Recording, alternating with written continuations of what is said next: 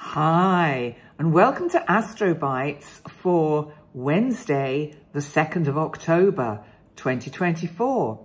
And today is the day of the annular partial solar eclipse of the sun in the sign of Libra. Now, why is it called annular? And what does that mean? Well, it actually means that the moon is further away from planet Earth currently. So when it passes between the Earth and the sun, it actually doesn't cover the whole of the sun, like when we get a total solar eclipse. So it's called an annular solar eclipse. And what it creates, should we be lucky enough to see it, sadly not, in most land parts of the world, it creates a ring of fire. And if you really want to see this in its full glory, if you can make it to Easter Island by 1846 Greenwich Mean Time, you'll get to see the ring of fire solar eclipse. Not easy. And this is an interesting energy, and you've probably or maybe not seen already my new moon partial annular solar eclipse video. Such a lot of words to get out and remember in the right order on my YouTube channel. If not, head on over there and check out my new moon video, because I go into depth into the astrological energies that are being set in motion by this particular point in time. So let me just touch them briefly and remind all of us that with eclipse energy, because it can be quite dramatic, it doesn't necessarily mean it happens on the day of the eclipse. The effects can carry on for several weeks, even months, and one can link it back sometimes through other transits that hit the point of the eclipse to bringing in the energy of this event. So the actual degree of the eclipse is 10 degrees and 2 and 3 minutes. Because the moon is at 10 degrees and 2 minutes in Libra, and the sun is at 10 degrees and 3 minutes of Libra. The node, of course, has to be part of this equation, because that is how we get an eclipse. And the node is the south node, and it's actually at 6 degrees and 16 minutes of Libra, which is why it's not a total solar eclipse. And interestingly, because it's the south node, I feel this is bringing in issues, situations, problems, difficulties that relate maybe on a personal level to relationships from the past. So it may be that the energy of this eclipse gives you a kind of point of reference, a framework to look at whether you want to proceed down a certain path with a particular person in your life, be it friend, family member, partner, whatever the relationship may be, because Libra is about relationships. And so it's bringing in that energy of you have a chance to repair or to let go. It's a new moon. Sometimes we have to say something is done, something is over, to allow the new to come in. So I just want to talk about two of the major energies that we will be feeling today, and I think we're already seeing play out on the world stage, and maybe some of us will experience this on a diluted level in our own personal lives. Mars, remember, our planet of action, energy, assertion, aggression, our god of war, our planet of war, is at 15 degrees of the sign of Cancer. Cancer is cardinal, which means it takes action. It initiates action. And it's a water sign, and it represents home and family. This is the defense of our home.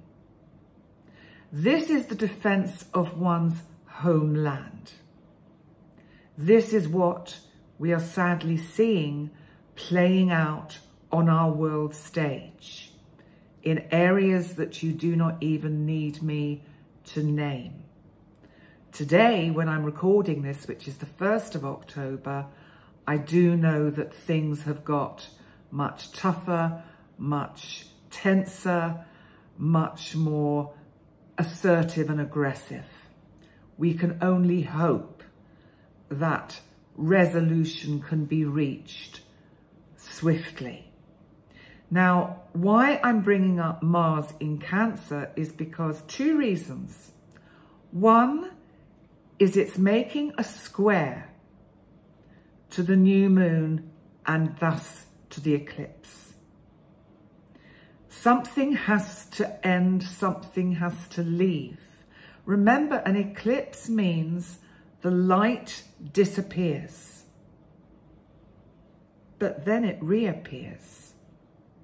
So there is something about this energy which is saying all is not lost. If we can shift our perspective collectively into the Mars energy in a positive and assertive way and go with the trine, the grand water trine, up to Venus in Scorpio. Venus, our planet that represents the divine feminine, that is about relationship. In Scorpio brings out deep, dark secrets, brings out the shadow. In turn, Venus and Mars make up this grand water trine, peaking with their connection to Saturn, retrograde in Pisces. Saturn, our planet of endings, our planet of no, stop, enough is enough. Our planet of structure and rules and taking one's time.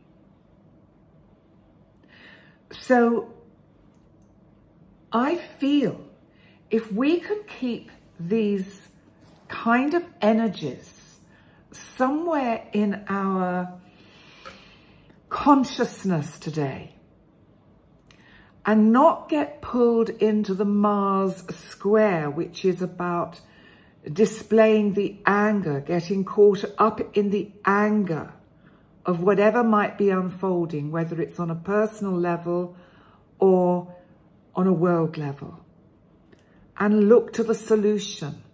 You know, there's a saying that is often used in therapy and counselling. When you're stuck in the problem, you have to look for the solution. Don't stay stuck in the problem. Look for the solution, which I think, I was getting so deep and serious there, which I think leads us on beautifully to the word for the day. Now, the word for the day, interestingly, has been suggested by several people, including one of you yesterday. And I replied to you and said, funnily enough, serenity is my word for today. So we know serenity. We know the serenity prayer, which I will read at the end because it is so beautiful. And I think fits in many ways with this new moon lunar eclipse. solar eclipse, solar eclipse. So serenity is about a state of being calm, peaceful, untroubled. It's about that state of inner tranquility, that sense of stillness. And serenity can be used to describe both psychological and emotional peace, even in challenging situations like we have currently in the world. So let's have a look at the quotes that I found. And I do apologise to people when I get people's names wrong that do the quotes. I'm not an expert. I'm human and I'm learning and I just do my best. So here we go. If I get some of the words wrong, I humbly apologise. Serenity is not freedom from the storm, but peace amid the storm. That is an unknown quote, and that really describes, I think, the energies that were around yesterday, Tuesday the 1st, with everything that is unfolding on the world stage, and also what is probably still unfolding today. So it does capture the idea that true serenity involves maintaining calm, even in difficult situations, which I know is not easy. Now, Buddha said, peace comes from within. Do not seek it without. So this implies that serenity is very much an inner state of being, and it's not dependent on external conditions. So even in the worst of circumstances, if you really have a good core and center and understanding of the self, you can stay within a serene position in your being. I don't know why it's come to mind. I'm fascinated by Tudor history, the whole of the sort of the Tudor dynasty. And I find it amazing at the serenity that, and I'm thinking of Queen Anne Boleyn, who was, of course, beheaded for most probably trumped up charges. The serenity to stand there, make a speech to thousands of people wanting to watch her die, to keep her calm, to keep serene, to remain in her queenhood, in her regality, to have the serenity within, to allow herself to submit to this act and depart this world. That's an image that has just come to me. I'm sure many of you have seen the BBC series The Tudors, and the actress whose name, of course, escapes me, that plays Anne Boleyn, I think portrayed Anne Boleyn's execution quite beautifully. So we have another quote here by someone called James Allen. I think I've got that name right because it's quite easy. The more tranquil a man becomes, the greater is his success, his influence, and his power for good. So this suggests that serenity kind of contributes to our ability to achieve, to actually have a positive impact on the world.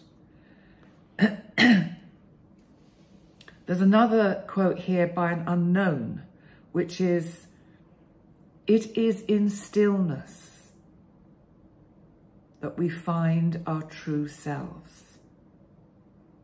Maybe that was what Anne Boleyn found in that one moment in time between life and death. She surrendered and let go to it. So there is a connection between serenity and self-awareness. Now, Jiddu Krishnamurti said, to understand the immeasurable, the mind must be extraordinarily quiet and still. So this indicates that serenity is essential for gaining deeper understanding and insight. You know, it's interesting. I mean, we know these words, as I've said, we know these words and we kind of say them, and then we don't kind of really fully perhaps embody or understand their full kind of meaning. And what better way to finish today's Astro Bite than with the Serenity Prayer. So, God grant me the serenity to accept the things I cannot change, the courage to change the things I can, and the wisdom to know the difference. So on that note, I'll leave you to enjoy the 2nd of October and take it easy. It's quite tough out there today, so just take it easy. Be kind. And please remember to like, comment and subscribe. And I look forward to seeing you tomorrow for yet another Astro Bite. Bye for now.